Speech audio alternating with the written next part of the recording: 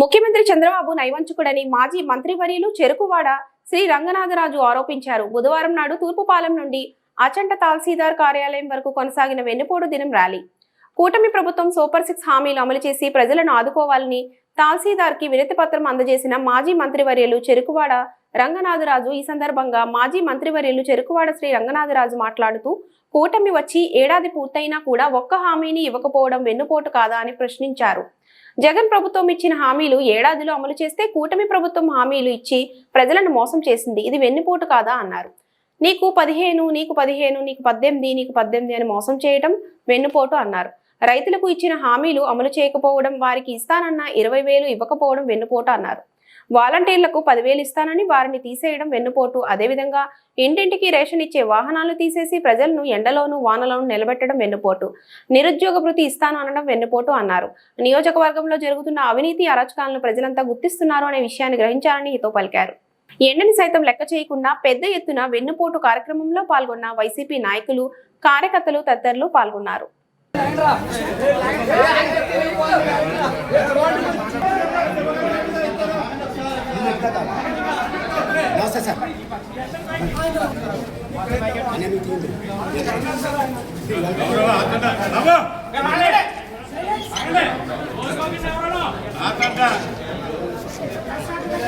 తహసీల్దార్ గారికి, తహసీల్దార్ మండల తహసీల్దార్ రెవెన్యూ అధికారి గారికి ఈ కూటమి ప్రభుత్వం ఏర్పాటై సంవత్సరం పూర్తయిన సందర్భంగా ఏదైతే ప్రజలకు హామీలు ఇచ్చారో, ఇటు రైతులకు కానీ, విద్యార్థులకు కానీ, అలాగే వైద్యం గురించి కానీ, ఫీజు బడ్జెట్ కానీ, ఏదైతే రకాల అన్నీ కూడా అమలు చేయించాలని తప్పకుండా ఈ ప్రభుత్వం ఏదైతే హామీ ఇచ్చిందో, కూటమి ప్రభుత్వం ఇచ్చిన సూపర్ 6 కాకుండా మిగిలినవి కూడా అమలు చేసేలా చూడాలని తహసీల్దార్ గారిని ప్రభుత్వం దృష్టికి తీసుకెళ్ళి ప్రజల యొక్క అభిమతం, ముఖ్యంగా రైతులకి రైతు భరోసా కానీ, ఇన్పుట్ సబ్సిడీ కానీ, ఇన్సూరెన్స్ కానీ ఇవ్వలేదు. పేద విద్యార్థులకి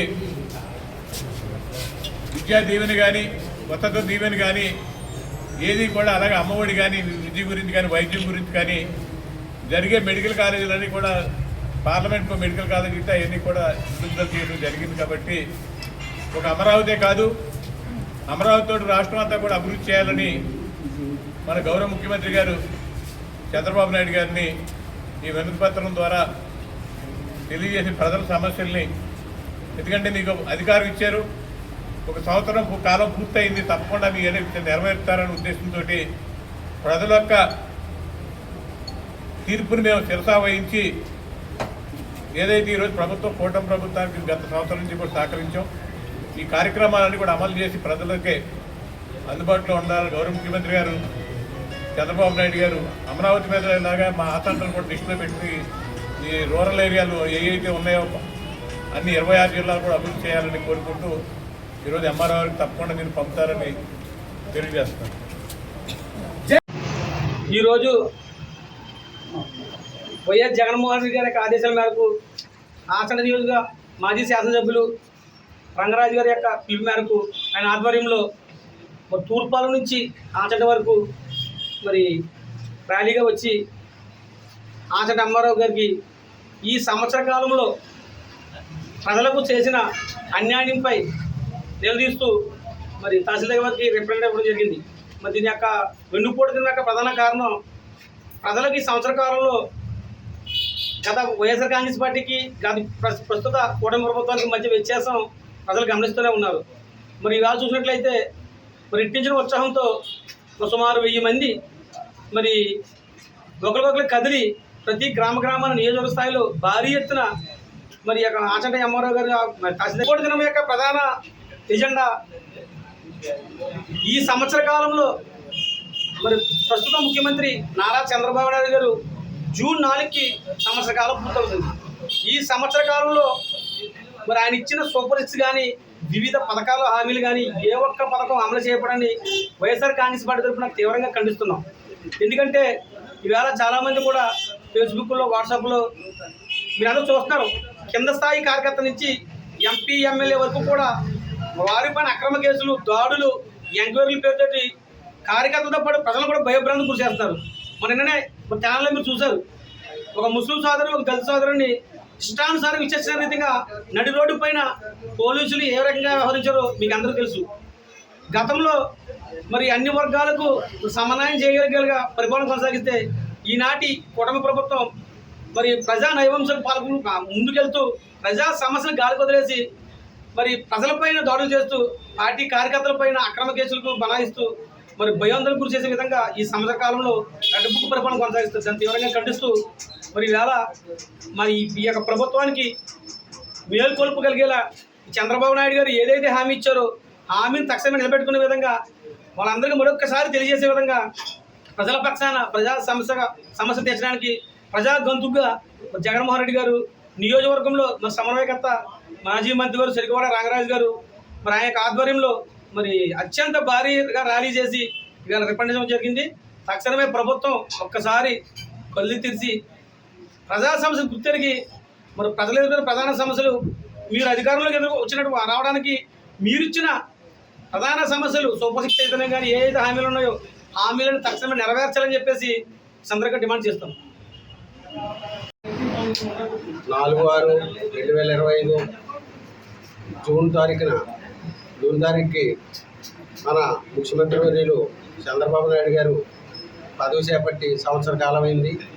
ఈ సంవత్సర కాలంలో ఆయన ఇచ్చిన హామీలను ఏ ఒక్కటి నెరవేర్చలేకపోవడం వల్ల మన మాజీ ముఖ్యమంత్రి వర్యులు జగన్మోహన్ రెడ్డి గారి ఆదేశాల మేరకు మరియు మన ఆసన్న మాజీ శాసనసభ్యులు రంగనాథరాజు గారి పిలుపు మేరకు ఈ రోజున నిరసన కార్యక్రమం వెన్నుపోటు దిన కార్యక్రమంగా మనం చేపట్టడం జరుగుతుంది.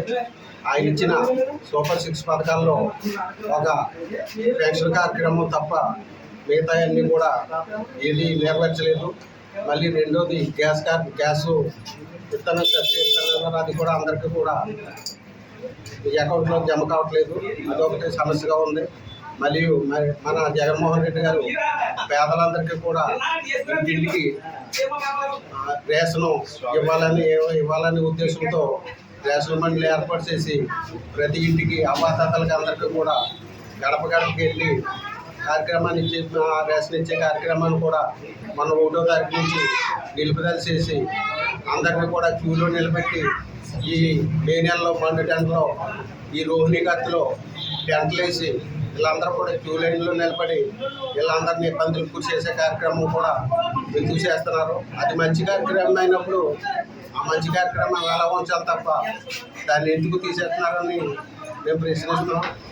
ఇదే రకంగా ఆయన అమలు సంక్షేమ పెట్టినటువంటి సూపర్ సిక్స్ పథకాల్లో తల్లికి వందనం ఇవన్నీ కూడా అర్థమన్నారని అమలు చేసి ప్రజలకి అందుబాటులో తీసుకొచ్చి మంచి పరిపాలన చేయాలని మేమందరం కోరుకుంటున్నాం.